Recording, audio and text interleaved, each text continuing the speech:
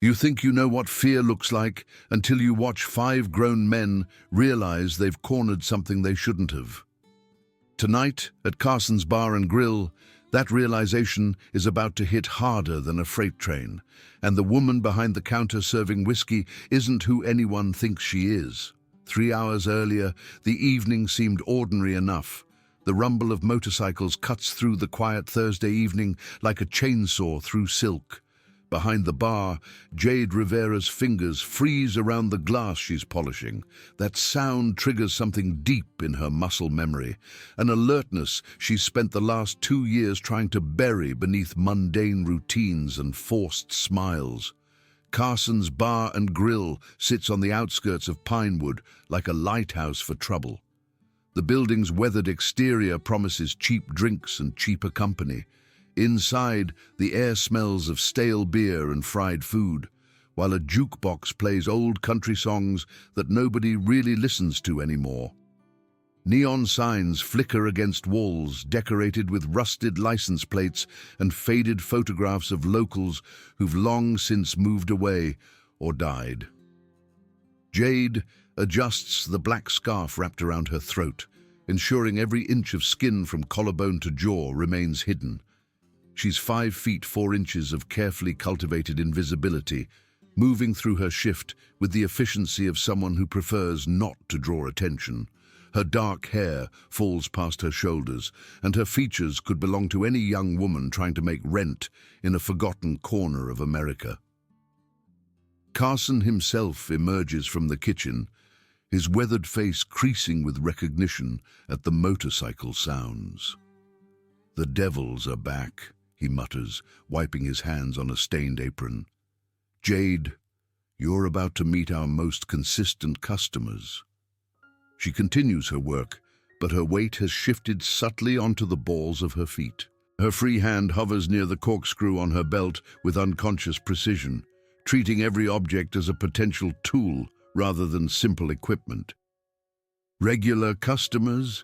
Jade asks, keeping her voice neutral. Carson's expression carries the weariness of someone who's made compromises to survive. More than regular. Diesel Cross and his crew have been coming here for nearly 2 years. They spend money, bring in other business, and generally keep troublemakers away. He pauses, reading her face for reaction, but they expect certain courtesies. Serve them what they want, smile, and don't take their behavior personally. Through the front window, she watches 5 men dismount their machines with practiced slowness. They move like predators who've never encountered real resistance, their swagger speaking of unchallenged dominance. Diesel Cross leads them, his leather vest covered in patches that tell stories of violence and territory. Cutter walks beside him, arms decorated with knife tattoos. Hammer and Venom flank them, while Blaze brings up the rear, his scarred hands speaking to his nickname's origin. The door swings open hard enough to rattle the beer signs, and the temperature seems to drop, not from weather, but from the shift in power that occurs when apex predators enter what they consider their domain. Diesel removes his sunglasses slowly, revealing eyes that catalog everything like he's taking inventory. He's tall and muscular, with graying hair and scars that suggest he's won fights through brutality rather than technique. "Well, look at this," he announces, his voice carrying authority born from never being challenged. "What do we have here?" Jade sets down her glass and faces them with professional courtesy. "Evening, gentlemen. What can I get you?" The question hangs in the air while Diesel's crew arranges itself around the bar. They move with practiced coordination, each man positioning himself to maximize intimidation while cutting off potential exits. "Fresh blood behind the bar," Diesel announces to his companions, though his eyes never leave Jade's face. "Carson, you didn't mention hiring pretty little things to brighten up this dump." Carson forces a laugh that sounds painful. "Jade started this week. She's learning how things work around here. The emphasis carries layers of meaning." Cutter leans against the bar, his knife tattoos seeming to shift in the neon light. "Hope she learns fast." Slow learners tend to have problems in this place. Jade's smile remains professional, though her left hand has drifted closer to a bourbon bottle that could serve dual purposes. I'm always ready to learn. What's your usual order? The question treats them as ordinary customers rather than the wolves Carson warned about, demonstrating either remarkable naivety or calculated strategy. Hammer, massive and barely controlled, finds this amusing enough to slap the bar with a hand like a sledgehammer. 5 whiskeys top shelf, Diesel orders, settling onto a stool that groans. None of that watered garbage you serve college kids. He watches Jade reach for premium bottles. And take your time. We're not in any rush tonight. The implication transforms a simple drink order into something predatory. Venom and Blaze exchange knowing glances while positioning themselves to block the entrance. Other patrons suddenly find their drinks fascinating, unwilling to make eye contact with either the bikers or the woman serving them. Jade pours 5 measures of premium whiskey with chemist precision, each glass receiving exactly 2 ounces. Her movements remain steady despite 5 pairs of eyes tracking her every motion. "Here you go," she says, sliding the glasses forward. "That'll be $75. Diesel makes no move toward his wallet. Instead, he picks up his glass and sips slowly, eyes never leaving her face. "You know what I appreciate about new girls?" he asks his crew, though the question targets her. "They haven't learned fear yet. Makes the education process more entertaining." Other patrons begin finding excuses to leave, recognizing the shift that precedes trouble. Carson disappears into his office with the cowardice of someone who's survived by knowing when to make himself scarce. Within minutes, the bar empties, except for Jade and the 5 bikers who've transformed a simple transaction into a siege. Jade continues wiping the bar, her movements methodical. "The drinks are $75, she repeats, her voice carrying no trace of fear. This lack of proper reaction frustrates Diesel, who expected trembling and stammering. "Maybe she didn't hear you right," Cutter suggests, mock concern in his voice. He reaches across the bar to tap near Jade's hand, stopping just short of contact. "Pay attention, sweetheart. This is how things work in our bar.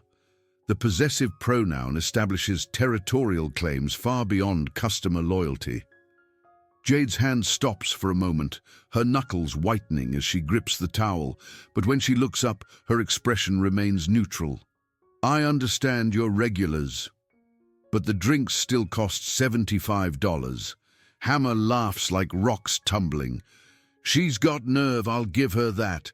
"Stupid nerve, but nerve," he gestures toward his companions.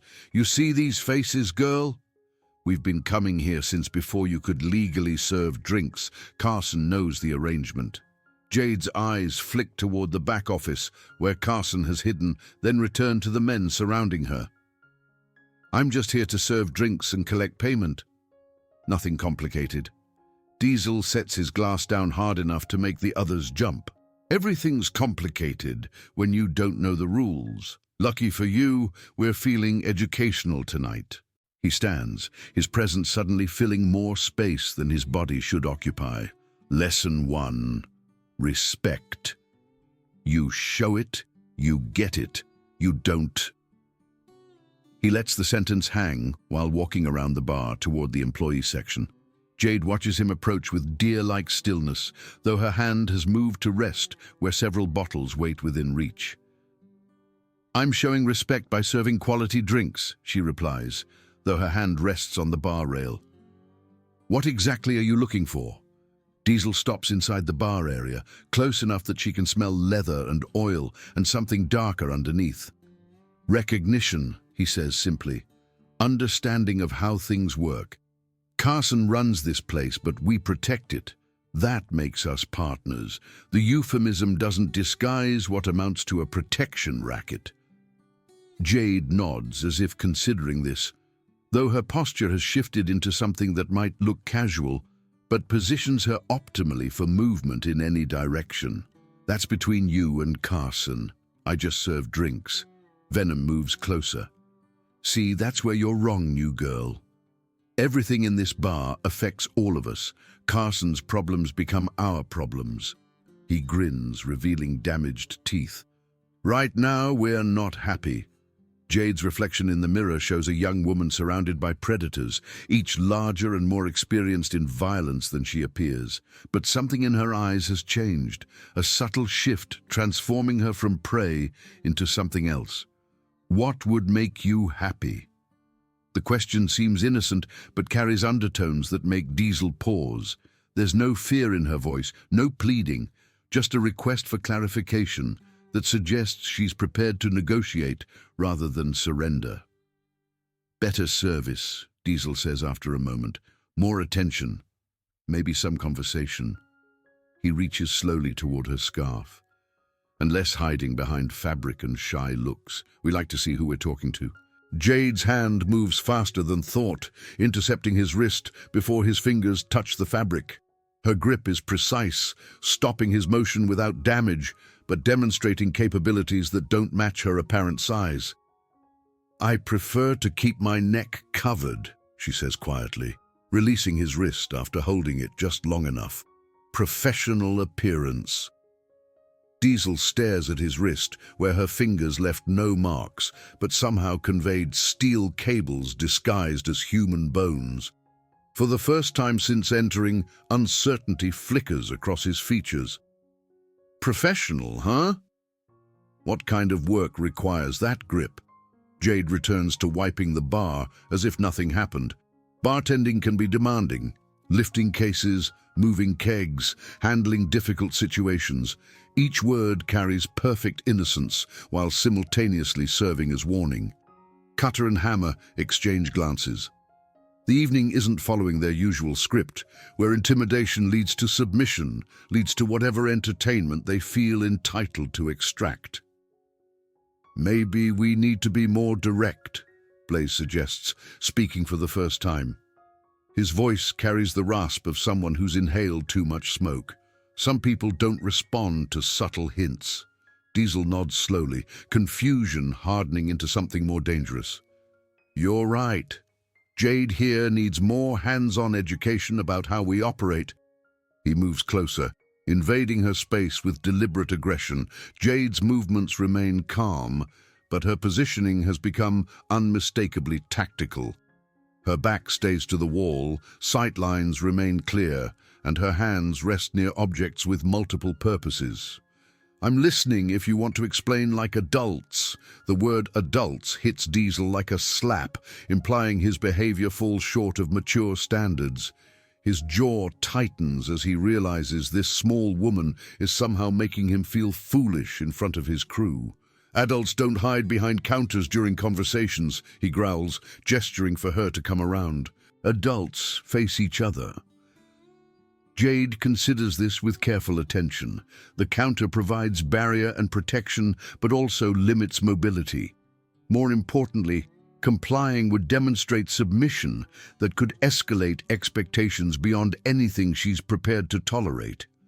I'm comfortable here, she says simply. I can hear you fine. Hammer slams his fist on the bar hard enough to rattle every glass. She's disrespecting you, Diesel. Right to your face, in front of all of us. The accusation transforms verbal sparring into something more serious. In the hierarchy governing biker culture, public disrespect cannot go unanswered without undermining leadership. Diesel's expression shifts darker. You know what, Hammer? You're right. He looks directly at Jade with predator intensity. Last chance, sweetheart. Come out from behind that counter and show proper respect, or we're coming to get you. Jade sets down her towel with deliberate precision, her movements conveying calm certainty of someone who's already decided. No, she says simply.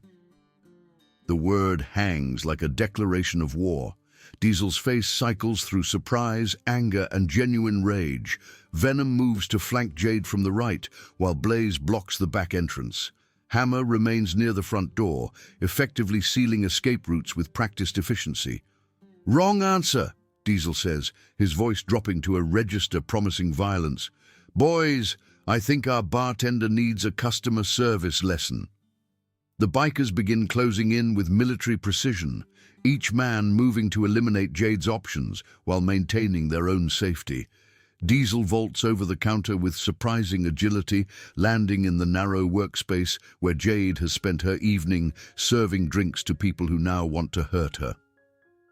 Jade backs against the mirror-lined wall where bottles create a glittering backdrop. Her hands move to her sides, not in surrender, but in the ready position of someone prepared to defend with whatever tools become available. Last chance to do this easy, Diesel offers, though his tone suggests easy was never an option. All you have to do is apologize and show us proper hospitality. Maybe take off that scarf and let us see what you're hiding. His hand reaches toward her neck with casual entitlement. Jade's muscles coil like springs, every fiber focused on the approaching threat. Don't, she warns, her voice carrying undertones that would stop a wiser man. Diesel's fingers brush the fabric, and Jade's world explodes into action. Her elbow drives upward into Diesel's solar plexus with surgical precision, calculated to disable rather than destroy. The impact doubles him over, breath exploding from his lungs in a surprised whoosh. But his falling body tears at her scarf, the fabric ripping away to reveal what Jade has spent 2 years hiding. Inked across the left side of her neck in bold black letters, Ghost Recon, 75th Ranger Regiment. Below the text, an eagle spreads wings with talons gripping her collarbone, while numbers and symbols tell stories of missions that officially never happened. The tattoo freezes everyone like a photograph. Cutter's hand stops halfway to his knife. Hammer's advance halts abruptly.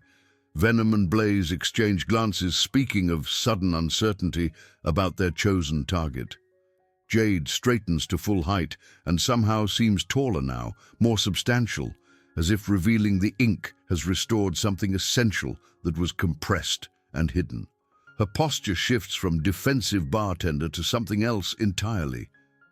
"Gentlemen," she says, her voice carrying new authority, "you have approximately 30 seconds to walk out that door and pretend this conversation never happened." Diesel struggles to his feet, one hand pressed against ribs where Jade's elbow found its mark. His face cycles through pain, confusion, and mounting rage. "You think some fake military tattoo scares us? I don't care what weekend warrior games you played." Jade's smile contains no warmth. Weekend warrior. She reaches behind the bar and produces a bourbon bottle, not to serve, but to demonstrate grip strength that turns glass into weapon. Helmand Province, 2019. 60 hours behind enemy lines with no backup, no extraction, and no guarantee anyone would know what happened to us. The specificity hits Diesel like cold water, but pride carries him forward past where wisdom might have prevailed. "Bullshit. Look at you. You're just some college girl with fake ink trying to act tough." Jade's response comes in movement rather than words. She vaults over the counter with fluid grace, speaking of training far beyond civilian requirements. Her feet hit the floor without sound, and suddenly she's in their space, close enough to demonstrate how wrong Diesel's assessment is. "Cutter," she says without looking at him. "That blade is 4-inch steel with leather grip worn smooth from overuse. You favor reverse grip because you learned to fight in prison rather than through proper training. Against actual combat experience, you'll telegraph your attack 3 seconds before committing." Cutter's hand jerks from his weapon as if the handle became white-hot. Jade's casual enumeration of details she shouldn't know creates doubt spreading through the group like poison. She continues with clinical precision. "Hammer, you're carrying 30 pounds around your midsection, which means your cardio peaked a decade ago. In a real fight, you've got maybe 90 seconds before breathing becomes a liability. Venom, those track marks on your inner forearm tell me you're dealing with substances affecting reaction time and decision-making. Not ideal, facing someone stone-cold sober." Each observation strips away another layer of intimidation these men built their reputations on. Jade isn't guessing or bluffing. She's conducting tactical assessment with thoroughness of someone trained to identify and exploit weaknesses. Diesel tries to reassert control through volume. Enough talk. I don't care what you think you know. You're still one small woman against 5 men who've been in more fights than you've had birthdays. Jade nods as if considering this mathematical disadvantage. You're right about numbers. 5 against 1 isn't fair. She pauses, and ice runs through her voice. For you, the transformation is complete. The nervous bartender has been replaced by someone who moves with controlled precision of a weapon system waiting for target acquisition. Jade doesn't adopt a fighting stance because she doesn't need one. Her entire body has become weaponized. Hammer makes the first mistake, rushing forward with overconfidence of someone who's always relied on size over skill. Jade sidesteps with minimal effort, using his momentum to guide him face first into the bar counter. The impact produces a wet crunch, suggesting his nose will never look quite the same. Venom attempts to capitalize on her apparent focus by attacking from the side, but Jade's peripheral vision tracks multiple threats simultaneously.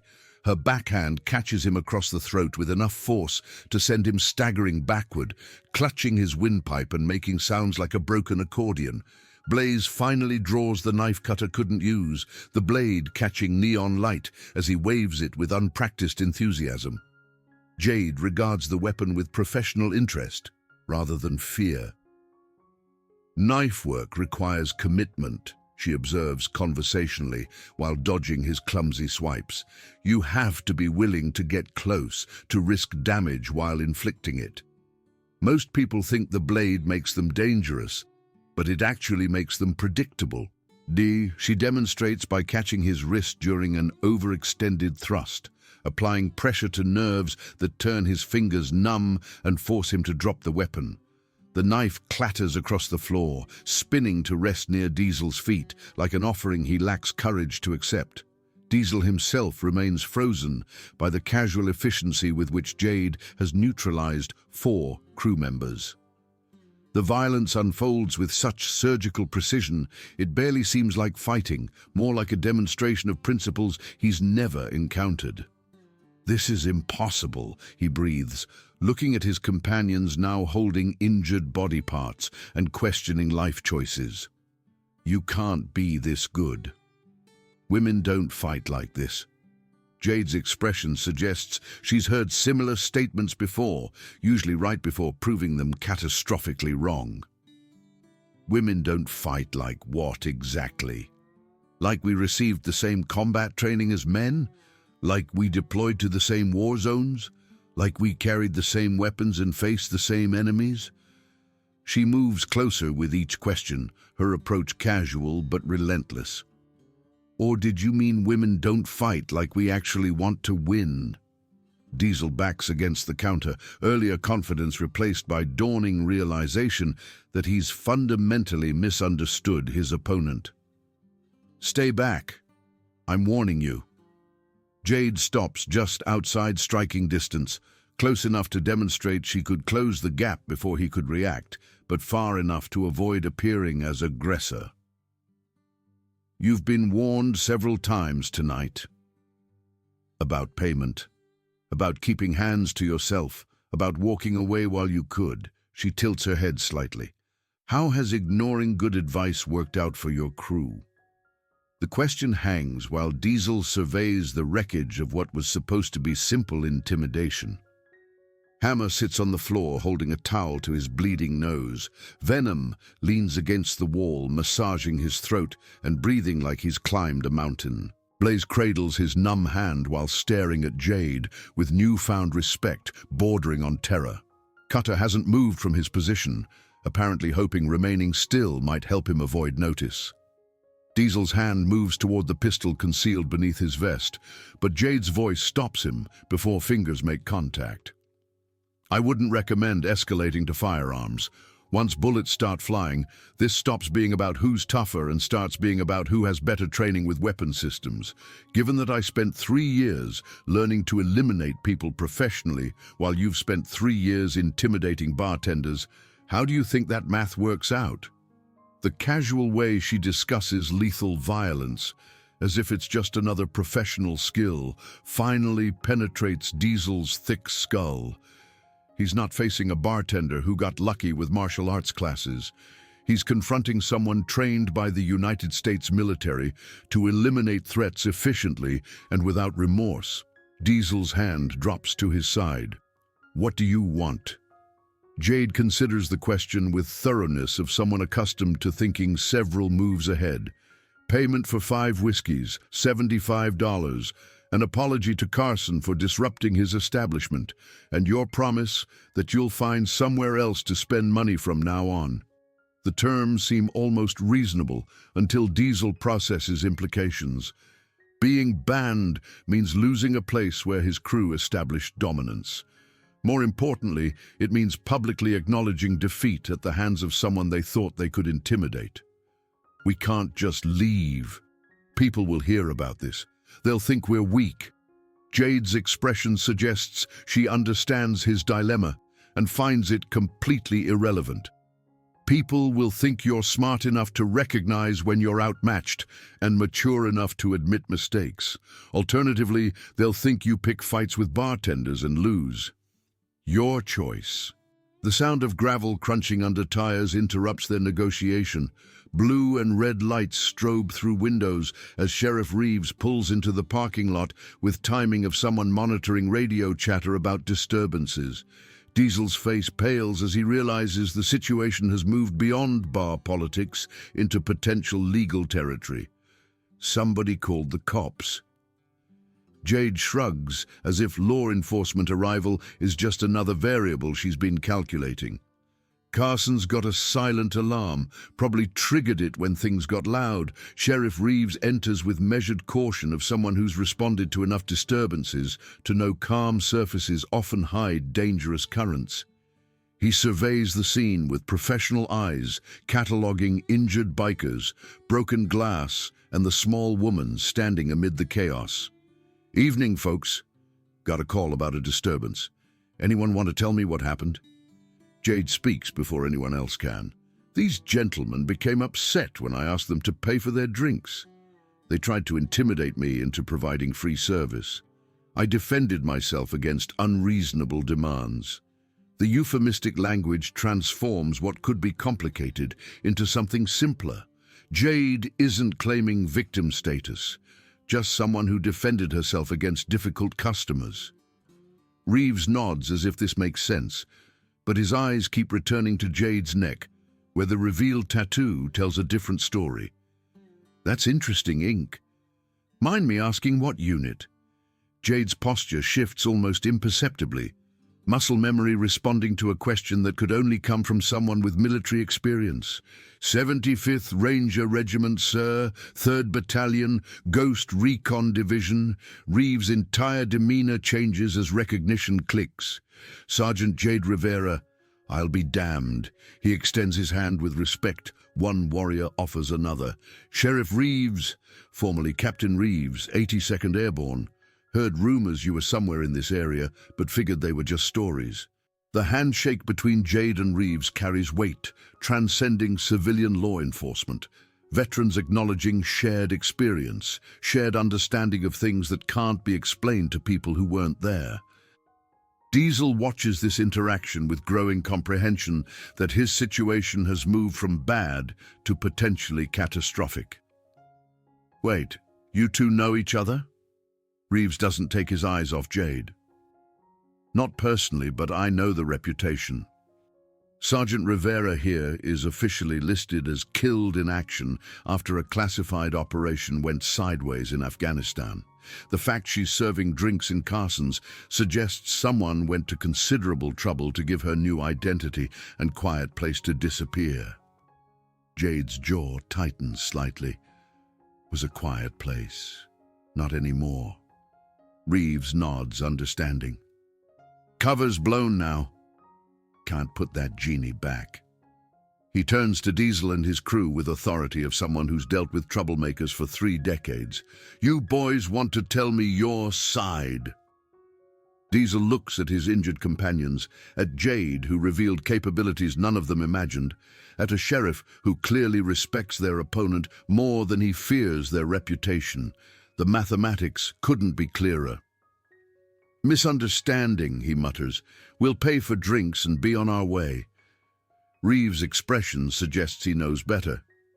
I count about 200 in damages, plus drinks, plus compensation for the lady's trouble and torn clothing. Call it 400 total. Diesel's face cycles through indignation and calculation before settling on grudging acceptance. 400 is cheaper than bail, lawyers, and reputation damage from being arrested by a sheriff who clearly knows more about their opponent than they do. Fine, he agrees, producing cash. 400. Jade watches the money change hands with professional detachment, as if the entire confrontation was just another problem solved through proper application of force and negotiation. Miss, you mind if we talk privately? Reeves asks, gesturing toward a corner table, away from the bikers collecting their dignity along with their wounded. Jade follows him to a booth where they can speak without being overheard. Reeves settles across from her and studies her face with intensity of someone trying to reconcile legend with reality. Jade Rivera died in a helicopter crash during Operation Mountain Sweep, September 2022, he says quietly. At least that's what official records say. Her entire unit was listed as KIA when their transport went down behind enemy lines. Jade's expression doesn't change, but something flickers behind her eyes like candlelight in a draught. Sometimes official records tell the story that needs to be told rather than what actually happened. Reeves nods slowly. And sometimes good soldiers get burned by politics and end up needing to disappear for their own safety. He pauses, choosing words carefully. Question is, what happens now that your disappearing act has been compromised? Jade glances toward the bikers helping their injured to their feet. I imagine word will spread pretty quickly about what happened here. Jade Rivera might need to disappear again, and someone else might need to find a new place to start over.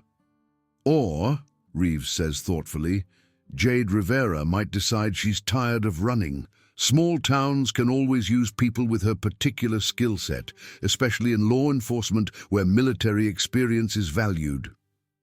The suggestion hangs between them like a bridge across dangerous water. Jade studies Reeves's face for hidden agenda, but finds only straightforward offer of one veteran to another. Sheriff's departments don't usually hire people who are officially dead, she points out. Reeves grins, the expression transforming his weathered features. Amazing how much paperwork can get misfiled when there's genuine need. Amazing how flexible bureaucracy becomes when it serves the greater good. Jade considers this while watching Diesel and his crew limp toward the exit. They no longer look like apex predators. They look like men who've learned the difference between intimidating civilians and facing someone with actual training. I'll think about it, she tells Reeves, which they both understand means she's seriously considering stepping out of shadows and reclaiming her identity. Carson emerges from his office now that immediate danger has passed, surveying damage with resignation of someone who's cleaned up after too many fights. His eyes find Jade behind the bar, where she's returned to wiping surfaces as if nothing happened. Well, he says simply, I guess I need to find a new bartender. Jade looks up from the glass she's polishing. I'm sorry it worked out this way, Carson. I tried to handle it quietly. Carson waves away her apology. Nothing quiet about men like Diesel. They keep pushing until someone pushes back harder. He pauses, studying her with new understanding. Can't say I'm surprised it was you. Always knew there was something different. Just never imagined what. Jade removes the apron marking her as Carson's employee. The gesture feels final, like closing a chapter that can never be reopened. "I'll clean out my locker and be gone by morning." "Where will you go?" Carson asks with genuine concern. Jade glances toward Reeves, still sitting in the corner booth, patient as stone. Maybe nowhere. Maybe it's time to stop running and start dealing with problems head-on. Carson nods, as if this makes perfect sense. "For what it's worth, you're the best bartender I've ever hired. Also the most dangerous, apparently, but definitely the best." Jade manages a small smile. "Thanks, Carson. It's been educational." The bikers finish their painful exodus, Diesel pausing at the door for one final look at the woman who dismantled his crew's reputation in less than 10 minutes. His expression suggests he still can't quite believe what happened, but he's smart enough not to test the lesson a second time. "This isn't over," he calls out, though the words lack conviction. Jade's response carries flat certainty of someone stating mathematical facts. "Yes, it is. And if you're smart, you'll make sure it stays that way." Diesel's jaw works like he wants to say something else, but wisdom finally overcomes pride. He exits Carson's for what everyone present understands will be the last time, taking with him the illusion that intimidation and reputation can overcome training and experience. Reeves approaches the bar, where Jade is collecting personal belongings. Offer stands. "Sheriff's Department could use someone with your background. Pay's not great, but the work has meaning." Jade considers this while folding her apron. "And if I decide I prefer civilian life? If I want to find another quiet job in another quiet town?" Reeves shrugs. "Then I never saw you tonight." And Jade Rivera remains officially dead. "But I suspect you're tired of being dead. Hard to help people when you're hiding who you really are." Jade opens her locker and removes a small duffel bag. As she zips it closed, a folded paper falls out. She picks it up and reads, "Welcome home, Ghost. Some of us never stopped looking. Time to come back to the world of the living." It's unsigned, but clearly from someone in her old unit. Jade's face pales as she realizes her cover has been compromised from multiple directions. Someone from her military past has tracked her down and accessed her belongings. Reeves notices her reaction. "Problem?" Jade pockets the note. "Maybe. Or maybe it's the opposite of a problem." She looks around Carson's one final time, memorizing the place where she tried to build a quiet life. "Sheriff Reeves, I accept your offer. When do I start?" Reeves grins. "Monday morning, 8 a.m. sharp." Jade shoulders her bag and walks toward the exit with confident strides, no longer trying to remain invisible. Her fingers touch the revealed tattoo on her neck, telling stories of missions she can't discuss. The transformation is complete.